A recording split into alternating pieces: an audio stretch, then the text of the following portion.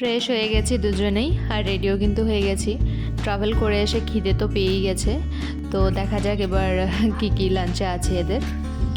তো রেস্টুরেন্টটা কিন্তু সামনের দিকেই ছিল, মানে যেটা দিয়ে ফার্স্টে ঢুকেছিলাম রিসর্টে সেই সামনের দিকটাতেই ছিল। এরপর 4 জনের একটা টেবিলে আমরা বসে পড়লাম। এবার মেনু অর্ডার করব আমরা।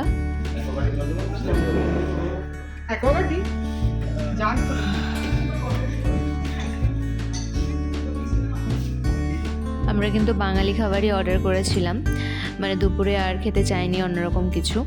তো ভাত, ডাল, এই ঝুরি আলু ভাজা, যেটা সবারই মোটামুটি ফেভারিট। আর ওইদিকে কিন্তু মাটন, চিকেন, চিংড়ি মাছের মালাইকারি সবই অর্ডার করা হয়েছিল। আর চিংড়ি মাছের মালাইকারিটা কিন্তু সত্যি মানে অসাধারণ খেতে ছিল। আমি শুনেছি যে এখানকার চিংড়ি মাছটা খেতে ভালো হয়, বাট সত্যি সিরিয়াসলি দারুণ, আমার এখনও টেস্টটা মনে পড়ছে। তো তারপরে লাস্টে শেষ পাতে আইসক্রিম না খেলে তো চলবেই না। তো কোয়ালিটি ওয়ালসের এই আইসক্রিমটা আমাকে অদিতি দিদি সাজেস্ট করলো, ফার্স্ট টাইম আমি সেখানে খেলাম। দারুণ ছিল টেস্টে, আমার তো দারুণ লেগেছে।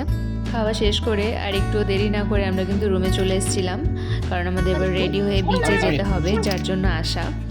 তো গুতোগুতি করে যাই হোক দুজনে মিলে রেডি হয়ে গেছি। তো আমার ফাইনাল লুকটা দেখো কেমন লাগছে। আমি কিন্তু বিচের জন্য এই ড্রেসটা কিনে রেখেছিলাম আগেই। কারো যদি ড্রেসটার লিঙ্ক লাগে তো আমাকে কমেন্টে জানিও, আমি অবশ্যই দিয়ে দেবো।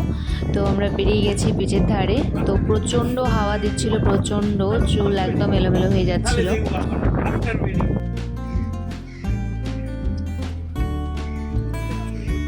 ওইদিকে দেখো প্রি ওয়েডিং শ্যুট চলছে, তো এটা দেখে আমাদের প্রি ওয়েডিংয়ের কথা আমাদের মনে পড়ে গেল। আর এদিকে দেখো ধুলোঝড় চলছে।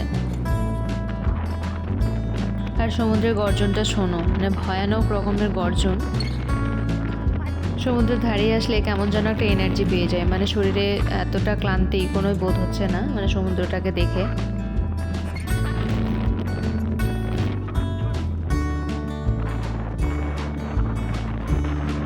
আজকের ওয়েদারটাও কিন্তু একদম বিচের জন্য পারফেক্ট।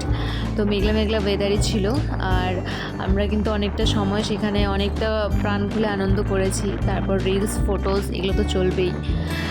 অনেকটা সময় কাটানোর পর যখন আমরা রিসর্টে আবার ফিরে আসলাম, তখন দেখছি অলরেডি মেঘ করে নিয়েছে। এখন আমরা যাব সুইমিং পুলে, তো ততক্ষণে মনে হচ্ছে বৃষ্টিও চলে আসবে। তো চলো দেখা হচ্ছে সুইমিং পুলে পরের পার্টে। টাটা।